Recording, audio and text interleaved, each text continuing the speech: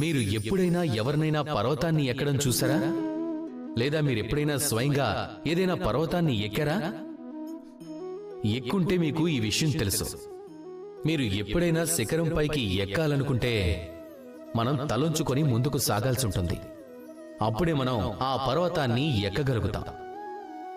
కాని కిందికి తిరిగి దిగబోతున్న వ్యక్తి తను తలంచుకొని నడవడు. తను నిటారుగా నిలువుగా కిందకి దిగుతాడు. ఇదే సమతుల్యత ఆట. ఈ సృష్టిలోని అతిపెద్ద సారం ఇందులోనే దాక్కునుంది. ఒకవేళ మీరు కూడా మీ జీవితంలో పైకెదగాలనుకుంటే, శిఖరం పైకి చేరుకోవాలనుకుంటే మీరు తలంచుకొని వినయంతో ముందుకు సాగాల్సి ఉంటుంది. అదే మీరు నిటారుగా నిలువుగా నడిస్తే, అహంకారంతో ముందుకు సాగితే అక్కడ్నుంచే మీరు కిందకి దిగటం మొదలు పెడతారు.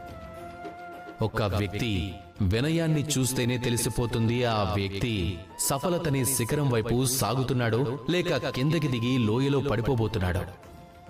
అందుకే ఎప్పుడూ వినయంగా ఉండండి, మంచి పనులు చేయండి, కష్టపడుతూ ఉండండి. అలాగే నాతో పాటు ప్రేమగా చెప్పండి, రాధా కృష్ణ.